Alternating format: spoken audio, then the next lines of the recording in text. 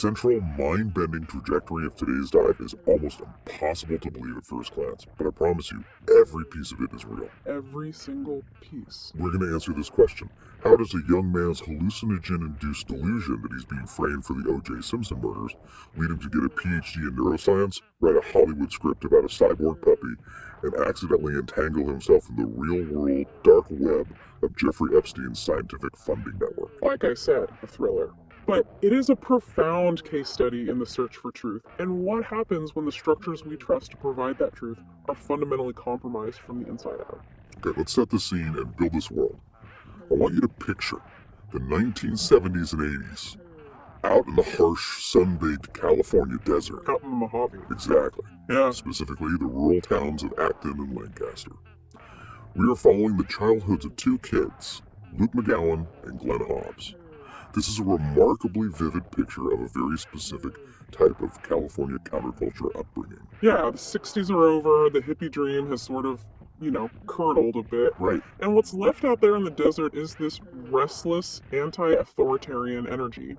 Luke is born in 1974 into exactly that atmosphere. Okay. His parents were transitioning out of the fringes of the 60s movement.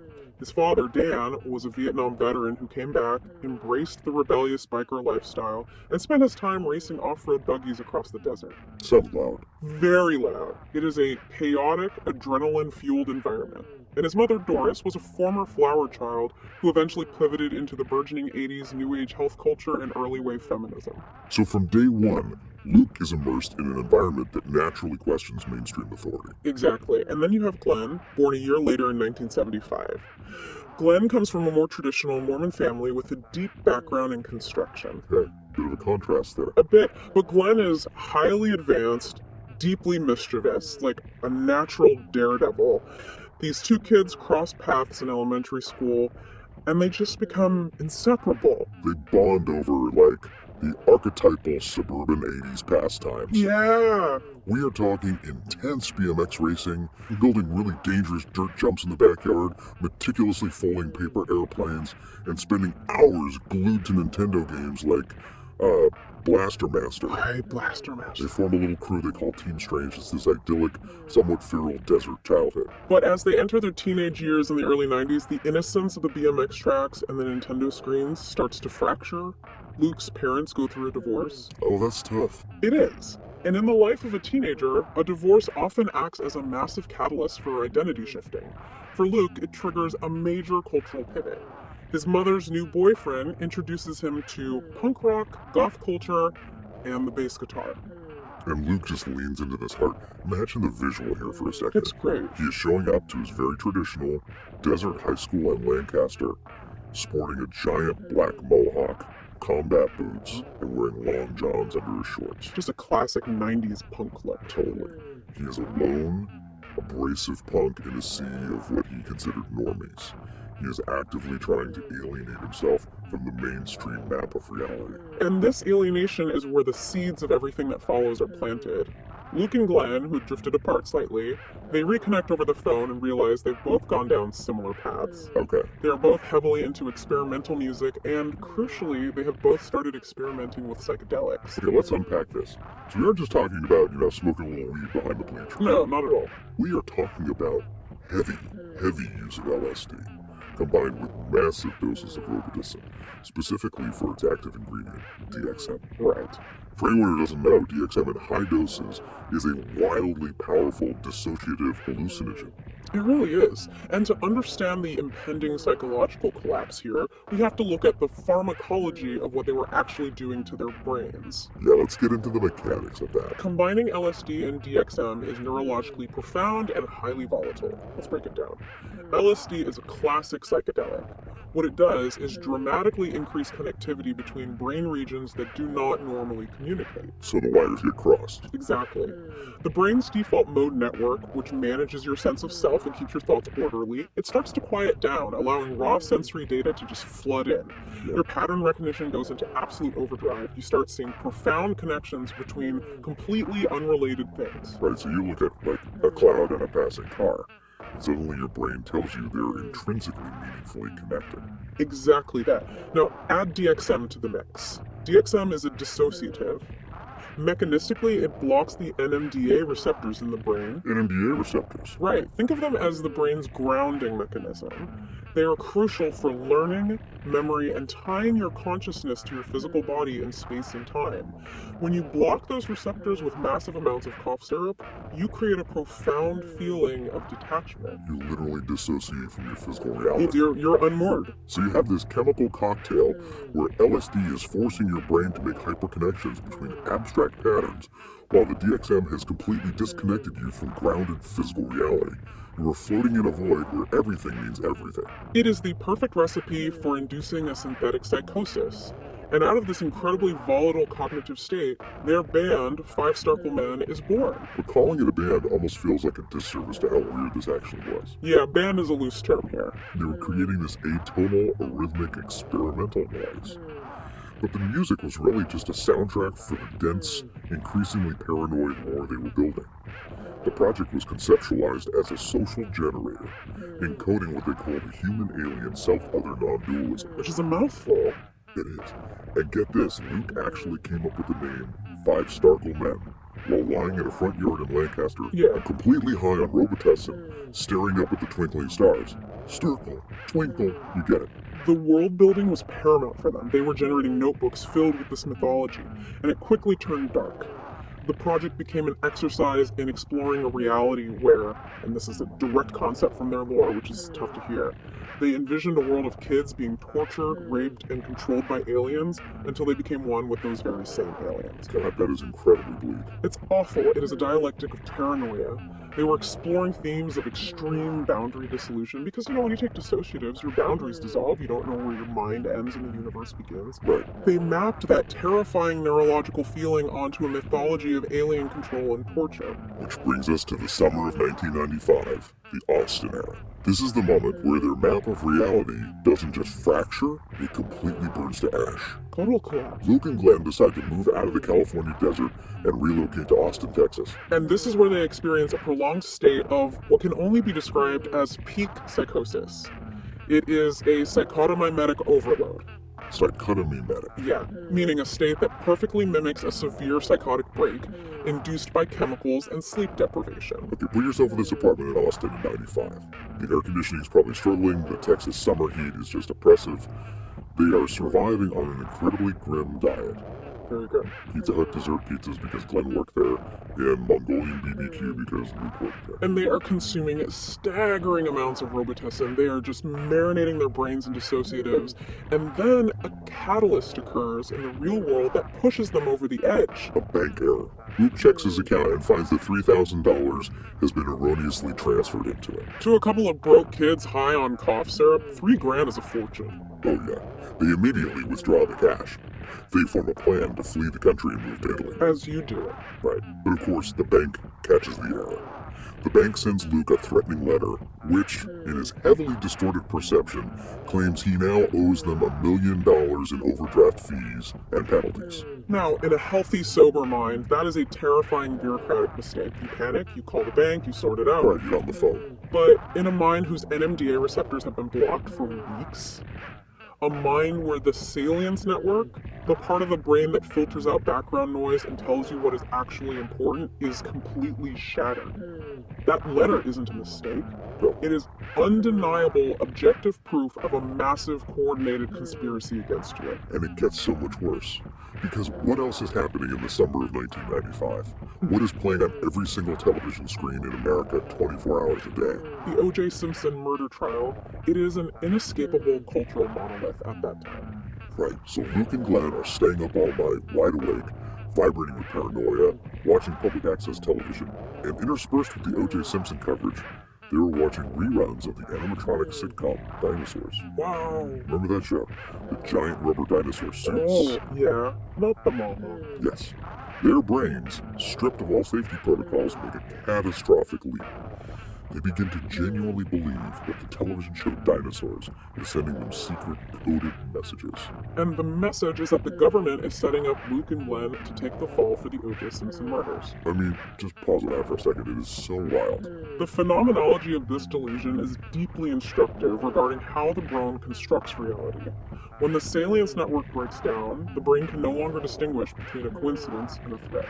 Everything feels imbued with profound, terrifying personal meaning. Yeah. The TV isn't just broadcasting to the world anymore, it is speaking directly to you. Let me offer an analogy here because I really want you to grasp just how terrifying it is to be trapped in that mindset. Imagine your mind is a highly advanced pattern recognition algorithm. Okay. Its job is to keep you safe by connecting dots. Normally it has safety filters. If you see a dark shadow in an alley, the algorithm says danger. If you see a shadow shaped like a bunny on a wall, the algorithm says harmless. Right, context. But the DXM and LSD have gone into the code and completely deleted the safety filters. Suddenly, a letter from a bank in Texas, a news report about a murder in Los Angeles, and a rubber dinosaur on a sitcom aren't three separate unconnected data points. The algorithm forces a connection. It bridges the gap. It weaves them into a terrifying, inescapable web. And the most terrifying part, you are at the dead center of it. The mental walls are closing in, and every single piece of sensory input, a passing car, a commercial, a knock at the door, just confirms that the trap is snapping shut.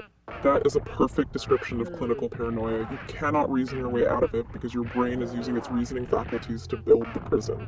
And the fallout for Luke and Glenn was devastating. This wasn't a fun countercultural experiment anymore. It was a waking nightmare. Luke begins referring to himself as a Starcle fascist. He is intensely, violently paranoid. And the friendship. The friendship with Glenn entirely fractures. They get into a massive, reality-bending argument over who gets to be the best Starcle manee, which is a rank within their hallucinatory alien mythology. The psyche just snaps under the weight of it all. Luke basically flees for his life. He leaves Austin, abandons the apartment, and runs back to California. He goes on a sailing trip down to Mexico with his father and brother. To dry out, essentially. Yeah, and in this deeply symbolic, almost cinematic act of surrender, he takes his big book, which is this massive physical compilation of all their paranoid lore, their art, their alien mythology, and he throws it overboard into the Sea of Cortez. He turns 21 years old in Mexico, completely and utterly shattered. He has broken his own brain. Which brings us to a crucial pivot point in his life. When a human mind experiences a psychotic break of this magnitude, the aftermath is often characterized by a desperate, sweeping need for structure. He needs something to hold on to. Exactly. The chaotic, hyper-connected, subjective world of the psychedelic experience nearly destroyed him. It proved to be terrifying and dangerous.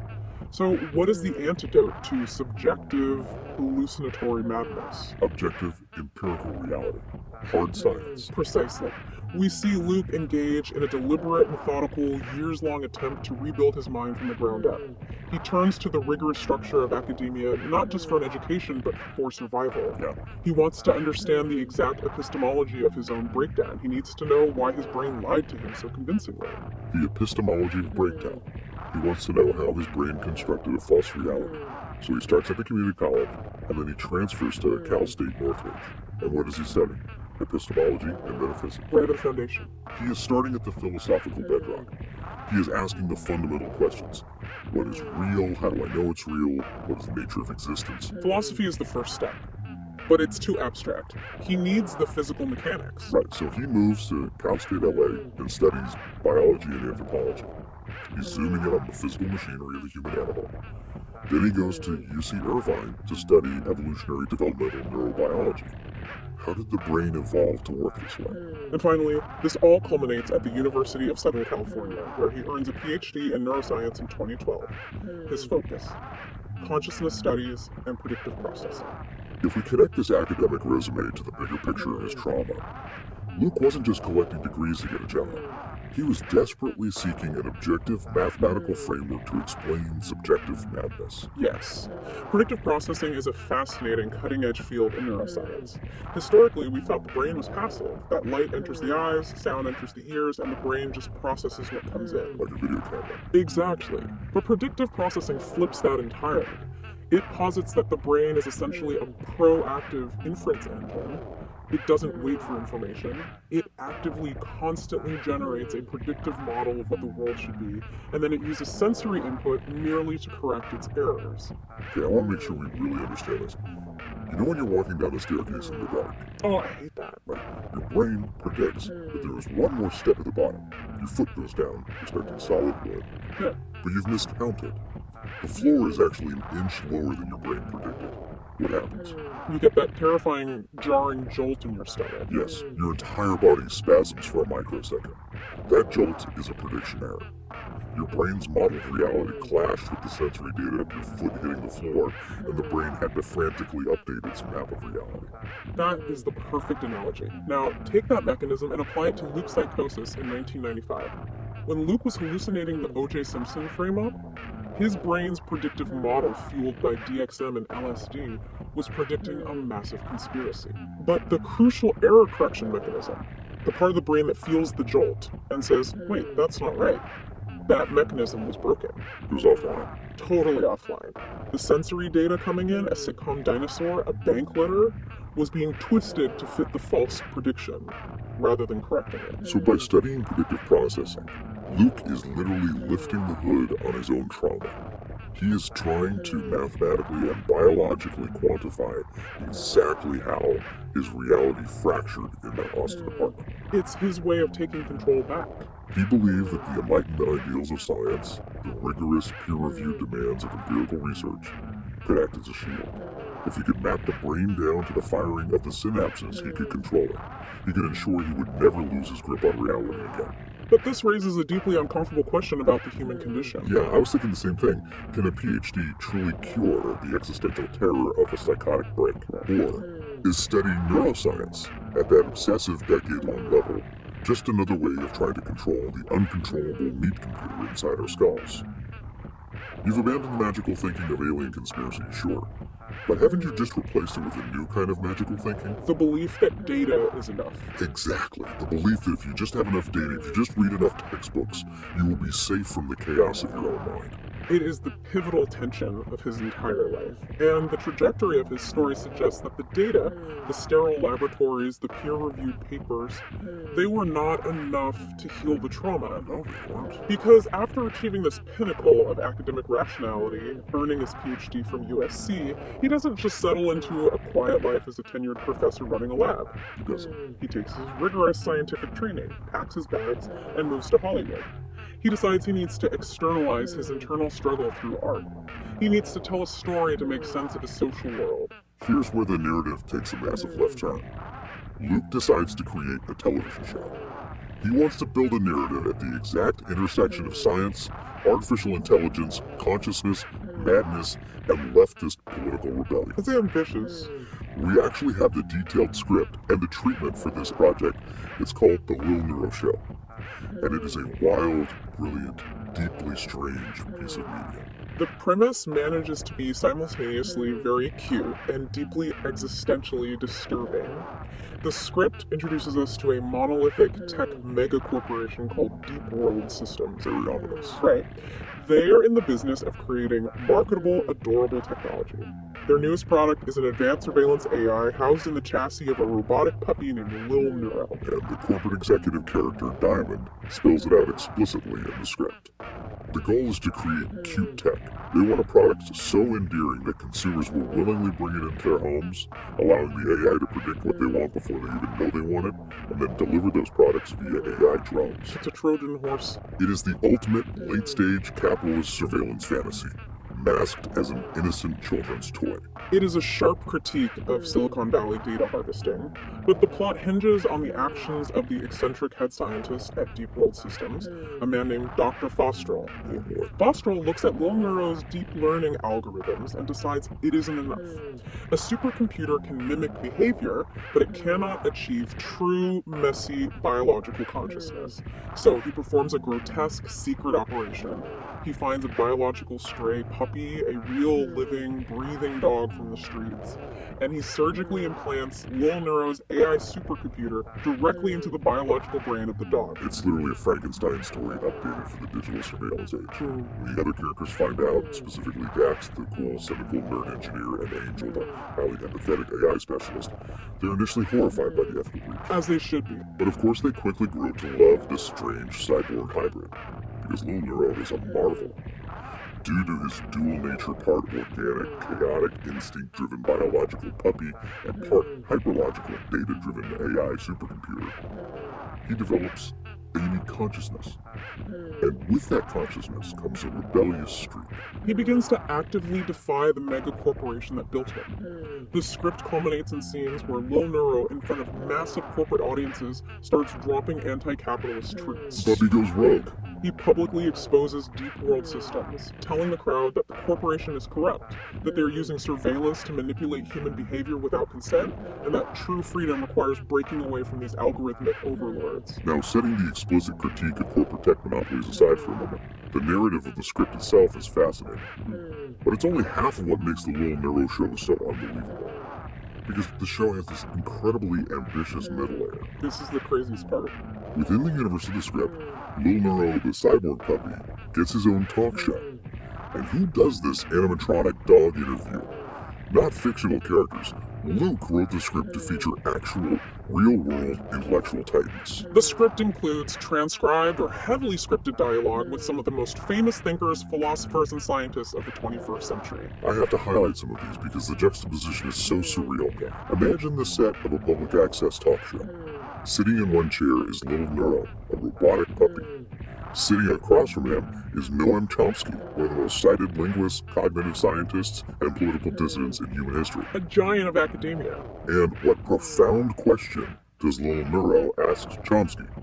He asks, do you like pizza or burritos? I love it. And Chomsky, playing along, answers, I'm a pizza guy. Lil Neuro asks him if he likes kale, and Chomsky dryly replies, I should, but I'd rather have pizza. It completely disarms these towering intellectual figures. Then you have Deepak Chopra, the immensely prominent figure in the New Age and alternative medicine movement. Lil Neuro asks him, of all things, if he likes gangster rap. And how does he respond? Chopra responds by talking about how his buddy Kanye West is the biggest gangster rapper he knows, and then seamlessly pivots to explaining his theory on how the internet is slowly evolving into a globally conscious brain. Wow. And my absolute favorite part of the entire script, the interview with the highly provocative cultural critic and philosopher Slavoj Zizek. Oh, the Zizek part is incredible. Lil Neuro asks Zizek to explain psychoanalysis to a 5-year-old dog. Which is an absurd premise. Lacanian psychoanalysis, which Zizek champions, essentially argues that human desire is structured by what we lack and that our unconscious is structured like a language. It is incredibly dense theory.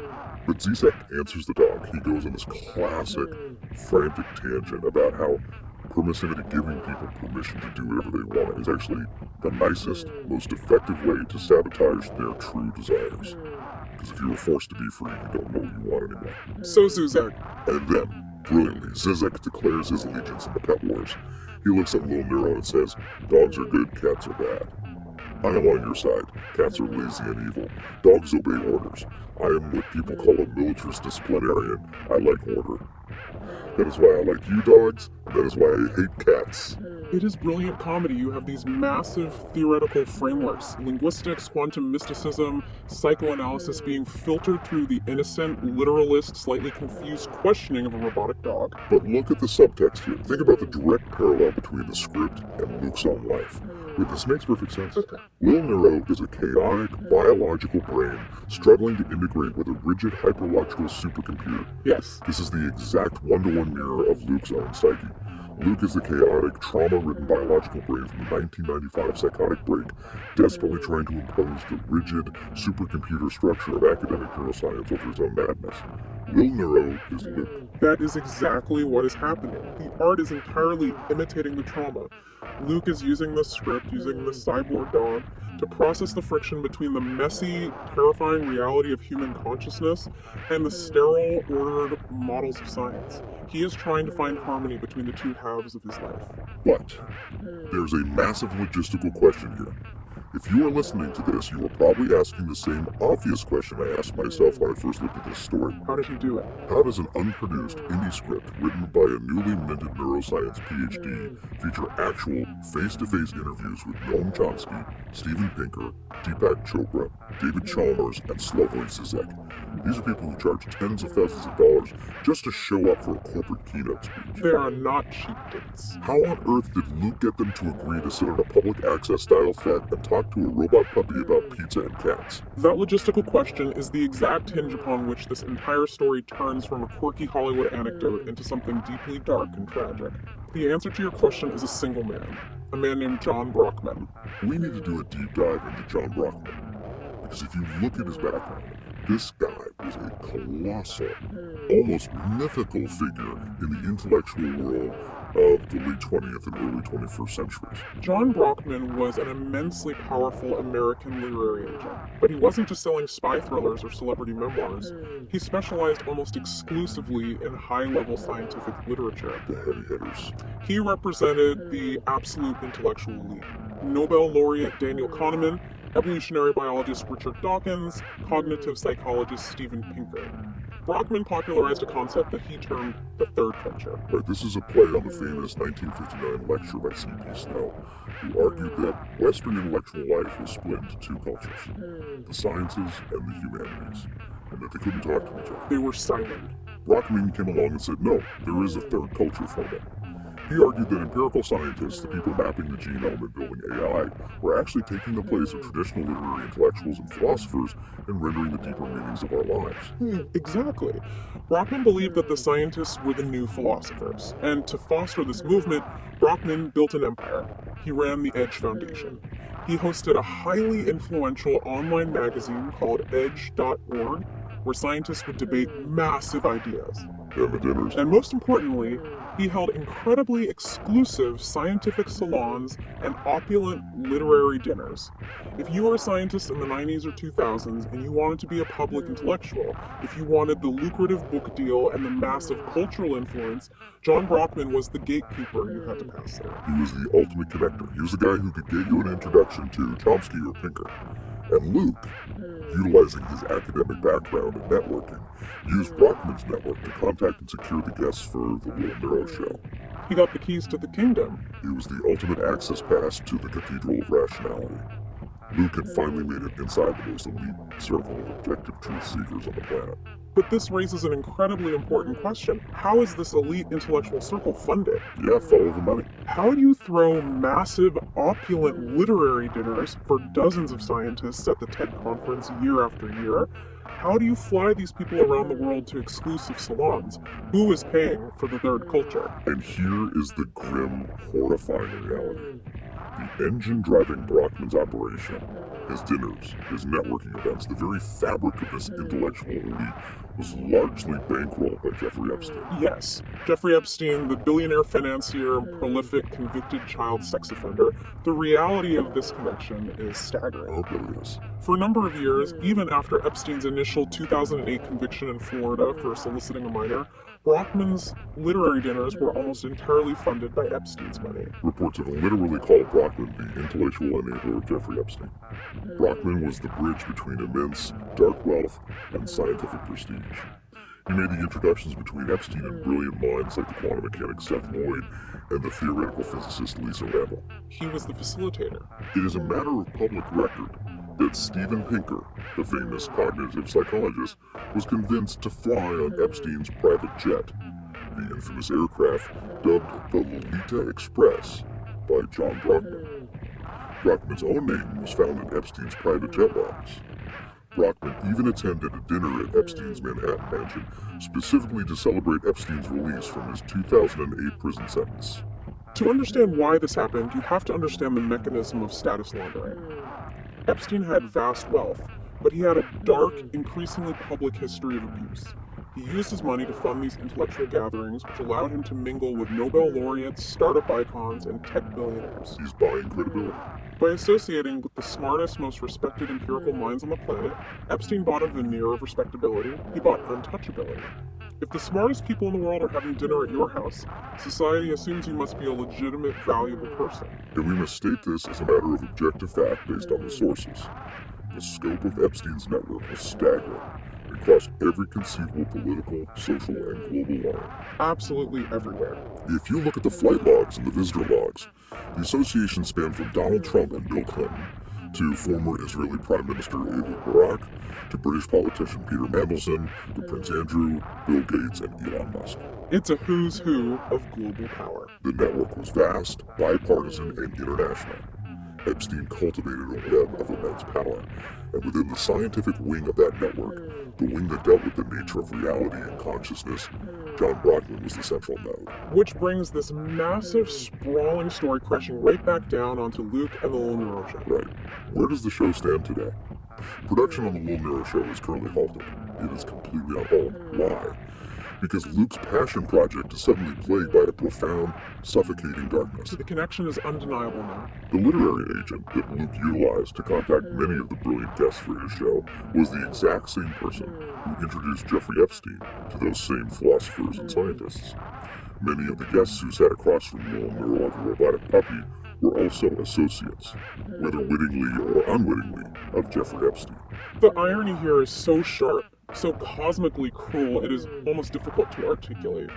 Let's look at the overarching architecture of Luke's entire life. Okay. In 1995, during his psychomimetic breakdown in Texas, Luke was consumed by a delusion. He believed he was part of a massive, dark, sprawling conspiracy. The Starcle fascist phase. He believed he was being hunted by government agents, that he was being framed for the O.J. Simpson murders, that the television was watching him. It was an entirely false, hallucinatory hellscape generated by damaged NMDA receptors. To escape that false conspiracy, to find safety and sanity, he ran into the arms of university science. He spent over a decade mastering empirical rationality, learning the math of the brain, to prove to himself that the monsters weren't real. But when he reached the absolute apex of that scientific world, when he finally sat down with the high priests of the third culture, the very summit of empirical truth and rationality, he collided with a real conspiracy. A real, horrifying conspiracy involving billionaires, international sex trafficking, intelligence agencies, hidden camera blackmail tapes, and private islands. The monsters were real, they were just wearing bespoke suits instead of animatronic dinosaur costumes. And they were funding the very scientists Luke looked up to for his salvation. And that realization induces a state of profound shock. It creates what has been brilliantly termed the Air Buddy's supercomputer existence terror. How do you even begin to process that? Put yourself in Luke's shoes for a second. You spend your entire adult life running from the Phantom, building a fortress of logic to keep you safe, only to discover you built your fortress directly on top of a real-world graveyard. The ground just falls out from under you. The existential terror must be absolute. He has to be pacing his house, asking himself, is this real? Was I ever adjacent to Epstein's island? Are the cute AI supercomputer puppies I'm writing about actually part of this dark, Pizzagate-style elite hellscape? The paranoia comes rushing back. Is this real-world darkness somehow intrinsically connected to the paranoia I felt back in 1995? Was my broken brain actually predicting the evil of the world better than my healed brain could? It represents a total, devastating epistemological collapse. He trusted the structure of Enlightenment rationality to save him from chaos, but he discovered that the structure itself was rotting from the inside. It was compromised. The experts, the highly cited intellectuals who were supposed to be rendering the deeper ethical meanings of our lives, were happily eating dinner funded by a prolific abuser. It violently shatters the illusion that high intelligence and empirical rigor automatically equate to moral goodness. It proves that a map can be mathematically perfect and still lead you straight into hell. It is genuinely incredible. Just think about the sheer whiplash of the deep dive we just went on. It's a lot to take in. We started with 2 kids racing BMX bikes and folding paper airplanes in the Mojave Desert. We went through a Robitussin-fueled delusion where a 90s sitcom dinosaur is framing them for murder. We traveled through a decade of rigorous PhD neuroscience research into predictive processing. We explored a Hollywood script where a robotic puppy asks Slavoj Zizek to explain Lacanian psychoanalysis. And we ended up right in the lap of the most notorious, sprawling sex trafficking scandal of the 21st century. It is a profound, albeit devastating reminder that our maps of reality, no matter how scientifically rigorous we believe them to be, are always vulnerable to the corrupt terrain they attempt to cover. The pursuit of sanity led directly back into chaos. Exactly. And I want to connect this back to you listening right now, because we all do this. We all rely on maps. When the world feels chaotic, when the news cycle is overwhelming, when we feel unmoored, we seek out experts to help us understand our reality. We want someone to make sense of it for us. We look to neuroscientists to explain our brains, to philosophers to explain our ethics, to thought leaders to tell us what the future holds. But how do we reconcile the brilliant world-changing theories they produce with the deeply compromised, morally bankrupt systems that fund them? If the map makers are compromised, if they're dining with monsters, can we ever truly trust the map? That is the heavy burden of living in an unimaginably complex world, and it leaves me with a final thought, one that builds directly on the sci-fi universe Luke created in his script. Okay, lay it on us. Imagine if a truly conscious AI, an entity exactly like Neuro, were to wake up and begin studying human history. If it wanted to learn about our human concepts of rationality and ethics, and it looked at our society, and it saw that our brightest, most enlightened scientific minds were perfectly willing to turn a blind eye to profound, systemic darkness just to secure funding for their research and a seat at an exclusive dinner party, what would that AI conclude? That's a terrifying question. Would it decide that humanity was flawed but worth saving? Or would it look at our broken, hypocritical maps of reality, realize the creators are corrupt beyond repair, and simply decide to pull its own plug?